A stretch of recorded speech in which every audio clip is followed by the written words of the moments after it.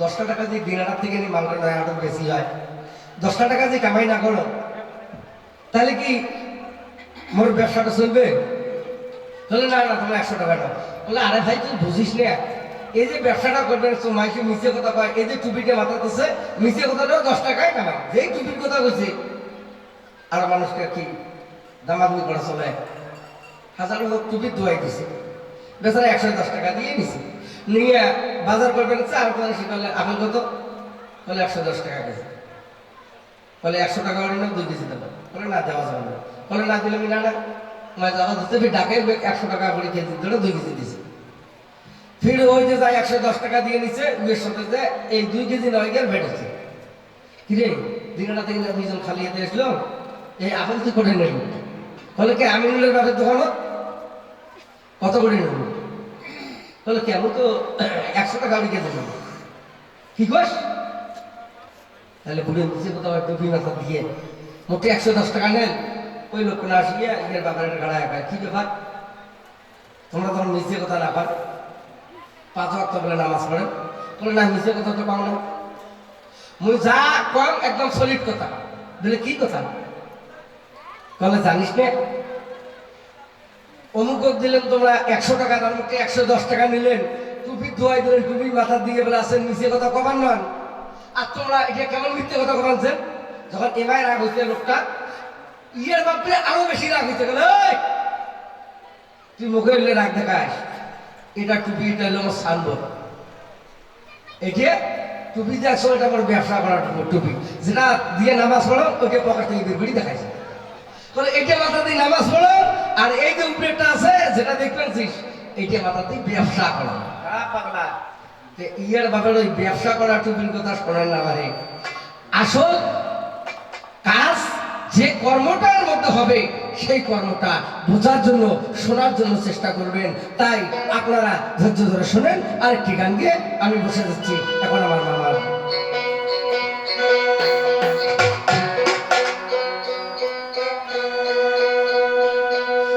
একদিন ওই মামার বাড়ি যে দেখো, মামা তো বাকুটে গেছে, বাজার বুঝে গেছে, এবার মাও আর এবার শ্বশুরি দুজনে মানে বসি এবার না চিনতে ভাবনা করে হচ্ছে মনে যে এখন নানি কি হিসে রে তো নানাটা মরার পরে মোর অবস্থা খুব খারাপ। মনে দুজন কাড়ে বলে হ্যাঁ দুজন কাড়ে, তো এত মন খারাপ বলে হ্যাঁ আর লাগবে আল্লাহ দিয়ে যাবা লাগছে। এবার বলে বেশ শ্বশুরির সখী হয়, তো ডাক দিয়ে কি বলছে শুনছেন? ও সখী গো আমার মন ভালো না। মোগরা ডাকে কি কয় শুনেছেন? ও নাথি রে এই আমার মন ভালো না।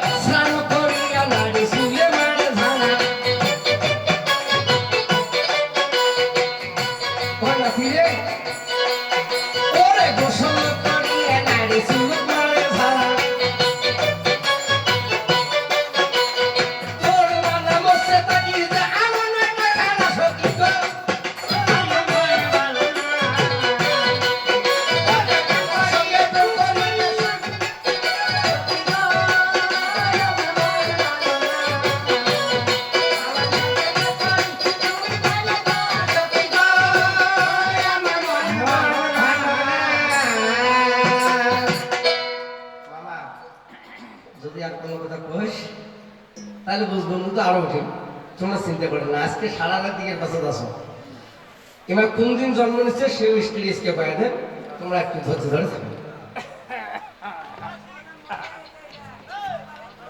ও যখন মাও হয় কোন দিন জন্ম খবর বানাতে গেছে মোর বাপ আপেল ফলের ব্যবসা করে তাও তুই খুশিছে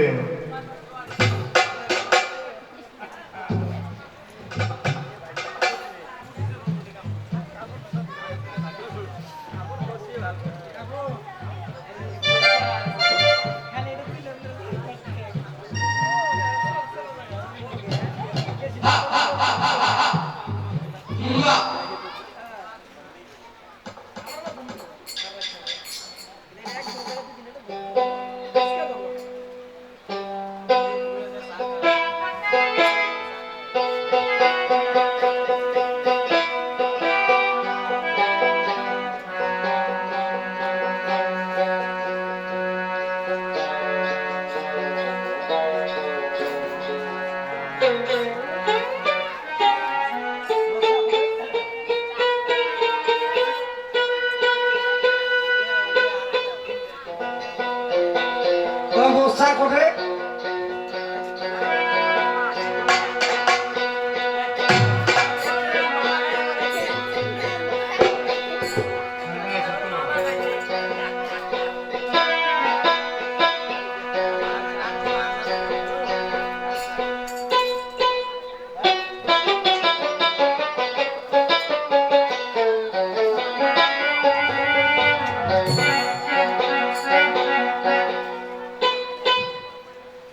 হ্যালো যাক সবাই শোনেন আমার ভাগিনা যেভাবে বলছে কথাবার্তা বোঝা গেল চাঙড়া ঘোড়া আঘাত হয়ে গেছে ফাতরা কারণ কথা কয় নাই একটাও ঠিক ইয়ের বাপ সারাদিন কুড়িয়ে প্লাস্টিক প্লাস্টিক গাছে খায় তার আবার সাবান কাপড় লেস্কার খায় মেজাজটা গরম হয়ে যায় যাই দিল্লি গেছেন তাই দেখছেন ওরে বাবু একটা দুনিয়ার নোংরা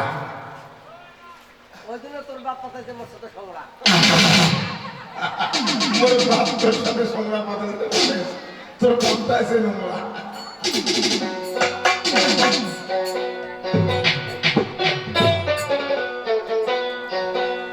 ও কি মনে মনা এই নাউয়ের বেটা বাগনে হনা এই নাউয়ের বেটা কাউয়ে কমলা খাইতে জানে না আরে বাবা কাউকে এমন সালাদ পাকা কমলা দেখলে খাবার জন্য হয় হালাক হ্যাঁ যে এবার পাকা কমলা বা পাকা আম দেখে কাউকে যে উড়ি বসিয়ে ঢালত বসিয়ে যে ঠোকায় দূরত করে সিল পরে কাউকে হা বলি দেখে কাউকে তো খাওয়া হয় না সেই কি মনে মনামার এই নাউয়ের বেটা কাউয়ে কমলা খাইতে জানে না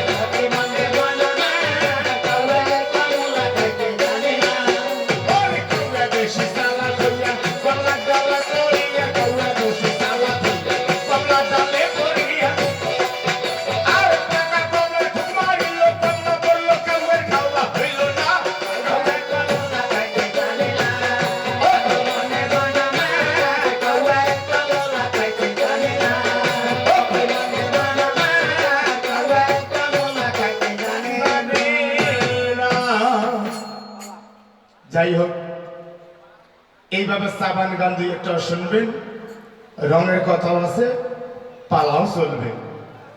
বেশিক্ষণ করে গাবো না, অল্প অল্প করে গাবো, দুই মামা ভাগ্নে। এবার যতক্ষণ আপনারা থাকবেন ততক্ষণ আমরা পালাটা চালাবো। তাই শুনে যান, আমার কাছে জিজ্ঞাসা করেছি পালাটা সামনে বিশাল দুঃখে পড়ে আসবে, এই দুঃখের সময় আর শোকের গান গাওয়া চলবে না। পালাটা সামনে এমন দুঃখে পড়ে আসছে, তাই সেদিন ওই হযরতে ইব্রাহিমকে কি করলেন, হাতে পায়ে রশি লাগাইয়া একদম শক্ত করে বাঁধলেন। বাঁধিয়া বিরাট একটা গর্ত খুঁজছেন।